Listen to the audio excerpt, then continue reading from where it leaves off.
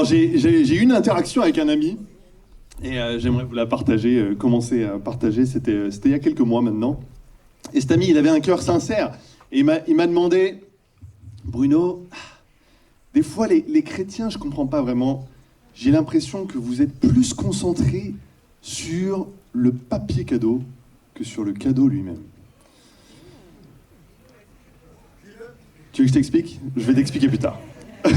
il m'a expliqué ce qu'il voulait dire, et on va revenir là-dessus. Mais on a pris un passage ensemble. J'ai répondu avec un passage, et je vous propose qu'on lise ce passage ensemble. Et c'est en Luc 17, versets 11 à 19. Et peut-être je vais prier pendant que vous trouvez ce passage dans votre Bible. Seigneur éternel, Père Tout-Puissant, on est reconnaissant de pouvoir venir devant toi, de pouvoir écouter ta parole. Seigneur, aide-moi à être un bon attendant du temps que tu me donnes ici, devant ton peuple, devant ta famille, pour exprimer tout simplement ce que tu veux exprimer à travers moi, Seigneur. Que l'Esprit nous touche, que l'Esprit nous guide à connaître mieux ton Fils, à connaître lui seul, à connaître Jésus seul dans notre vie, Seigneur éternel. On t'aime dans le nom de ton Fils Jésus, on prie. Amen. Vous y êtes ? Luc 17 ? Je vais essayer. Verset 11. Verset 11 à 19, ceux qui prennent des notes. Je sais que vous aimez bien mettre directement. Alors il se rendait à Jérusalem. Jésus passa entre la Samarie et la Galilée. Comme il entrait dans un village, 10 lépreux vinrent à sa rencontre. Ils se tinrent à distance et se mirent à lui dire : « Jésus, Maître, aie pitié de nous. » Lorsqu'il les vit, Jésus leur dit : « Allez vous montrer au prêtre. » Pendant qu'ils y allaient, ils furent guéris. L'un d'eux, se voyant guéri, revint sur ses pas, en rendant gloire à Dieu à haute voix. Il tomba le visage contre terre aux pieds de Jésus et le remercia. C'était un Samaritain. Jésus prit la parole et dit : « Les 10 n'ont-ils pas été guéris ? Et les 9 autres, où sont-ils ? Ne s'est-il trouvé que cet étranger pour revenir et rendre gloire à Dieu ? » Puis il lui dit : « Lève-toi, vas-y, ta foi t'a sauvé. » Il y a seulement 2 histoires de Jésus avec les lépreux dans les évangiles. Ils sont racontés dans plusieurs évangiles, mais il y a la première histoire, je me souviens, Ludo avait fait un message dessus, où vous savez, ce lépreux vient au pied de Jésus et dit cette phrase touchante : « Maître, si tu veux, rends-moi pur. » Et Jésus le regarde, qu'est-ce qu'il fait ? Il le touche, il dit : « Je le veux, sois pur. » N'est-ce pas ? Ça, c'était la première histoire, la première interaction de Jésus, qu'on voit en tout cas, avec un lépreux. Et mais là, on voit une interaction un peu différente, n'est-ce pas ? Déjà, ils sont plus nombreux. Et en fait, les lépreux, si vous regardez les lois dans la Torah, dans Lévitique 13, vous pouvez aller vérifier ce que je vous dis quand vous serez rentrés chez vous. Mais les lépreux, ceux qui étaient déclarés comme impurs par le prêtre, ils devaient rester à distance, ils devaient s'habiller d'habits déchirés, et ils devaient habiter hors du camp, habiter seuls, ostracisés finalement du reste de la société. Et quand ils devaient déclarer qu'ils sont impurs, ils devaient rester à distance et dire « impur, impur !» pour que les gens sachent qu'ils étaient lépreux. C'était pas une vie facile. C'était une vie très compliquée. C'était une coupure totalement sociale, en plus de cette maladie qui était difficile. Alors la lèpre, bibliquement, celle qu'on voit en Lévitique 13, c'était finalement pas mal de maladies différentes, juste qui rongent la peau, c'était pas juste la lèpre elle-même. Mais ici, on voit finalement, contrairement au premier lépreux dans la première histoire, qui va au pied de Jésus, qui se rapproche de Jésus. Là, on voit un groupe de lépreux qui prennent plus soin de respecter cette distance, n'est-ce pas ? Un peu comme on faisait quand on était pendant le Covid, on se regarde de loin, on parle de loin, mais ils ne crient pas impur, impur, mais ils disent à Jésus : aie compassion de nous. il lui crie « Aie pitié de nous !» Et c'est assez intéressant. Avant, on va parler de ce lépreux qui revient vers Jésus. On va en parler, vous inquiétez pas. Mais j'aimerais bien qu'on se concentre un tout petit peu pendant un moment sur l'attitude de Jésus ici. Parce que finalement, ça reste lui le centre de tout. Et je suis assez admiratif de la façon dont Jésus s'adapte aux personnes. Peut-être certains d'entre vous, aujourd'hui, c'est la première fois que vous venez, ou bien vous êtes en pleine recherche de Dieu, vous ne savez pas forcément comment l'approcher, ou peut-être vous êtes des disciples de Jésus depuis longtemps, mais vous sentez vous vous êtes éloigné, et vous voulez revenir à Dieu. Mais vous sentez une certaine pression, vous regardez les gens autour de vous, et vous dites « Waouh, quelle relation ils ont, et comment c'est fou, comment ils arrivent à se rapprocher de Dieu. » Mais en fait, Jésus, ici, il les prend là où ils sont.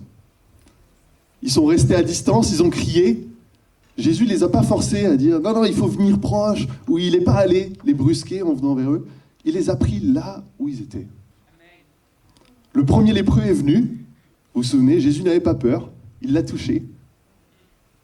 Il s'est rapproché d'autant plus. Mais ces lépreux-là, ils ne se sentaient pas assez proches pour aller vers Jésus. Et Jésus les a pris où ils étaient. Peut-être vous ne savez pas comment aller vers Jésus, vous vous dites, il doit y avoir une manière spéciale, il faut que je comprenne exactement. Mon encouragement pour vous, allez-y, peu importe comment. Il s'adaptera à votre besoin. Il s'adaptera à là où vous en êtes. J'aime cette attitude de Jésus. Si vous regardez toutes les interactions de Jésus avec les malades, vous verrez que c'est quasiment toujours différent. Comment il interagit. Parce que Jésus connaît ce dont on a besoin à ce moment-là. Et donc, il connaît ce que vous avez besoin. Allez vers lui avec un cœur simple, comme vous le... sans pression. Pas besoin de se poser trop de questions. N'est-ce pas ? J'aime ça en Jésus. Mais Jésus reste à distance avec eux et il leur parle et il leur dit quelque chose d'intriguant. Il leur dit « Allez vous montrer aux prêtres ». Et ça, c'est intriguant parce que, en général, ce qui était écrit dans la loi, c'est d'aller se montrer aux prêtres une fois guéri, une fois qu'on n'a plus de problème, disons, et le prêtre pouvait nous déclarer purs. Et enfin, on pouvait recommencer une vie sociale, on pouvait reprendre notre vie d'avant. Mais c'était une fois guéri qu'on allait voir le prêtre. Mais là, justement, ils sont en train de demander à Jésus d'être guéri, n'est-ce pas ? Le premier lépreux, il avait dit la même chose au premier lépreux. Mais après l'avoir guéri. Il l'avait guéri, puis ensuite il lui a dit « Vas-y, maintenant, présente-toi au prêtre. » Mais là, c'est finalement le test que Jésus leur donne. Jésus, tout le temps, si vous regardez ses interactions, il offre un test de foi. Est-ce que vous allez me faire confiance ?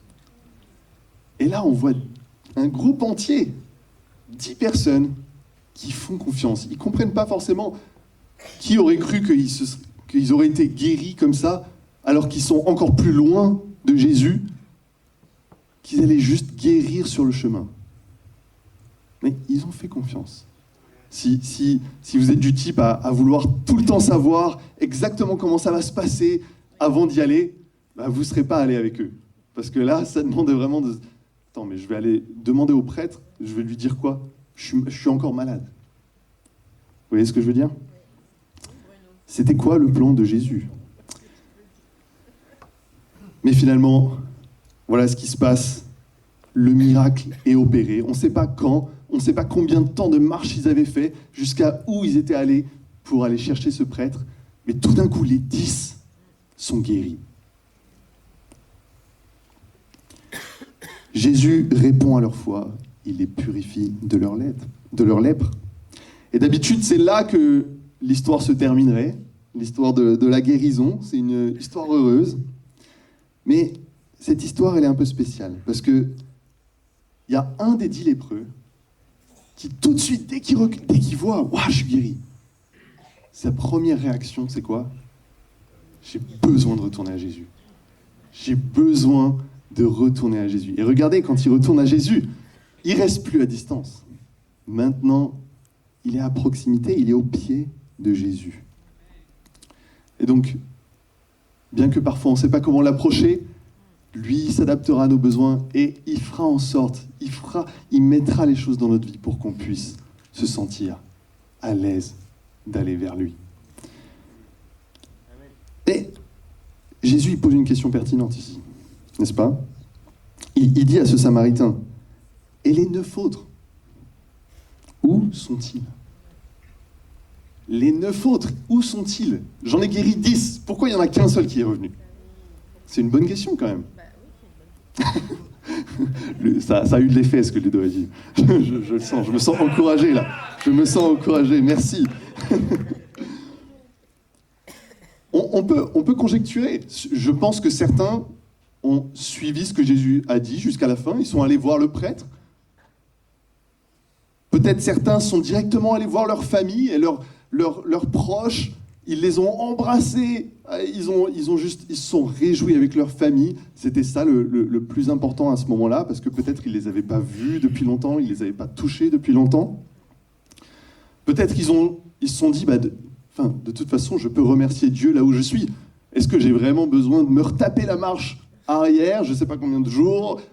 Ça va, Dieu merci, il m'a guéri, c'était ça qui était important. Peut-être c'est ça qui s'est passé. Peut-être qu'ils ont regardé autour d'eux, ils ont vu, il y en a un qui a décidé de retourner vers Jésus, mais bon, il y en a quand même 8 autres qui ont fait autre chose, et on va suivre la majorité. On ne va pas faire comme le seul qui a fait demi-tour. Peut-être c'est ça. Il y a plein de raisons possibles finalement, et on ne saura pas forcément c'est quoi la raison. Mais mon ami de tout à l'heure, il m'a expliqué. Il m'a dit, quand je vois Jésus, quand je lis les évangiles, je vois qu'il y a un message incroyable d'amour les uns pour les autres. Ce message de s'aimer les uns les autres. Mais il me demande, mais alors pourquoi vous êtes si concentrés sur Jésus? Pourquoi Jésus? Pourquoi pas les autres religions? Pourquoi pas Mahomet? Pourquoi pas telle religion? Pourquoi pas telle personne qui aussi est concentrée sur aimer les uns les autres? Ça, c'était ça, sa question. Et pour lui, donc, est-ce que je comprends? Je comprends d'où il vient. Jésus, c'était finalement le papier cadeau pour le cadeau qui serait le message d'amour entre êtres humains. Et un papier cadeau, c'est quoi au final? Un papier cadeau, c'est finalement la manière de faire en sorte que le vrai cadeau puisse être petit à petit révélé, que vous savez, quand on offre un cadeau à un enfant, de pouvoir voir l'excitation dans le cœur de l'enfant qui ne sait pas exactement ce que c'est. Est-ce que c'est le cadeau que je demandais à mes parents? Est-ce que c'est ça? Est-ce que le Père Noël a vraiment répondu à mes désirs? Est-ce que, n'est-ce pas, cet enthousiasme qui est créé finalement par ce papier cadeau qui révèle le vrai cadeau?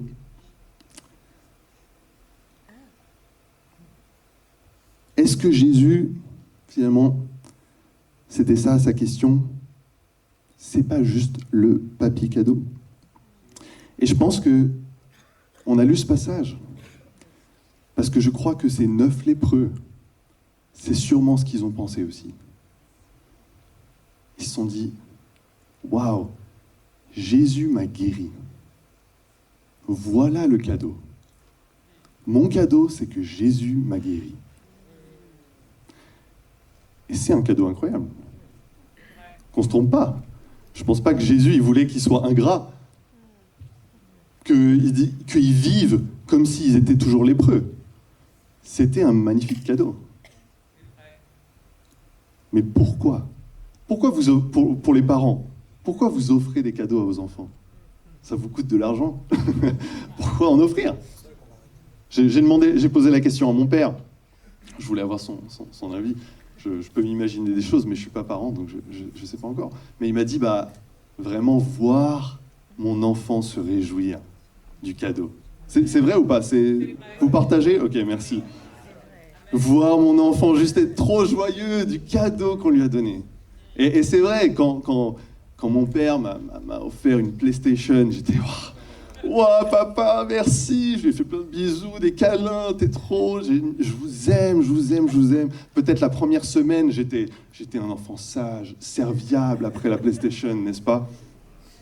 Mais c'est vrai que, surtout avec la PlayStation, petit à petit, ce qui a pris la place, c'était surtout la PlayStation elle-même. Mon focus, c'est devenu le cadeau. C'était plus un moyen pour moi de voir celui qui offre le cadeau.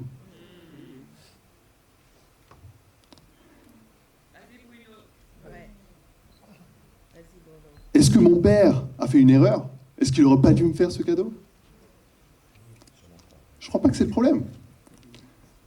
Est-ce que Dieu n'aurait pas dû guérir ces 9 lépreux? Non. Il est un père qui se réjouit de voir ses enfants se réjouir. La vraie question, c'est notre réponse à ce cadeau. Je pouvais décider que cette PlayStation n'allait pas prendre le focus, que ça allait me... Alors c'est dur avec une PlayStation, c'est dur à 10 ans. mais aujourd'hui, on est adulte et on pense aux bénédictions de Dieu. Sur quoi on se concentre? Dieu peut-être vous a donné un travail de rêve, le travail que vous vouliez. Mais est-ce que... Et vous avez plusieurs choix de réponse. Bien sûr, profitez de la bénédiction que Dieu vous a donnée. Mais est-ce que ça prend la place de Dieu? Est-ce que ça prend toute votre vie? Et maintenant, votre vie, c'est votre travail. Peut-être qu'il vous a donné une femme ou un mari de rêve. Amen. Noélie, amen pour celui-là, n'est-ce pas? Et c'est ce que Dieu m'a donné. Peut-être des enfants merveilleux. Vous êtes trop heureux d'avoir des enfants comme vous avez. Et ça, amen, franchement, génial. Mais est-ce qu'ils prennent la place de Dieu? Est-ce qu'ils sont devenus le focus de votre vie? Est-ce qu'ils prennent tout notre temps, toute notre allégeance? Moi, je suis reconnaissant pour l'Église que Dieu a donnée ici, pour les relations. J'aurais jamais des relations comme j'ai si ce n'était pour Jésus et pour Dieu. Mais est-ce que c'est devenu ma bonne nouvelle? Est-ce que quand je partage aux autres, tout ce que je dis, c'est « Ah, mais regarde, dans l'église, viens dans l'église, on a des super relations !» Et amen, le lépreux, il devrait le dire. Jésus m'a guéri, c'est incroyable. Mais est-ce que c'est la finalité? Ou c'est « Oui, mais ce que je veux vraiment que tu saches, c'est qui est Jésus. Je veux que tu connaisses Jésus. Parce que lui, c'est mon vrai cadeau. »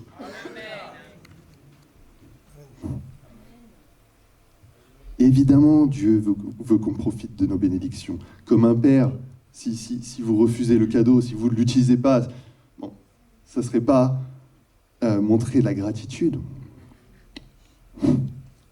Mais si la vie chrétienne devient un focus sur ce que Dieu nous donne plutôt que sur Dieu, on passe à côté du plus important. Et on court un grand risque, je pense. Si on fait une expérience de pensée, admettons ces 10 lépreux, ils deviennent lépreux à nouveau. Ils ont été guéris et ils deviennent lépreux à nouveau. Quelle va être leur réaction? Qu'est-ce qui va se passer? À nouveau, c'est des conjectures. Mais je pense que ce Samaritain qui est revenu vers Jésus, qui a vu « Waouh, j'ai été guéri et la chose la plus importante que je peux faire maintenant, c'est de retourner vers ce gars parce que c'est pas n'importe qui. » Il s'est attaché à plus. Peut-être qu'il est venu à Jésus pour être guéri, certes, mais il n'est pas resté pour ça. Peut-être, beaucoup d'entre nous, on est venus à Jésus parce qu'on a vu les bénédictions, on a vu beaucoup de choses qui nous manquaient. Et amen, Dieu utilise ça. Mais j'espère qu'on n'est pas resté pour ça.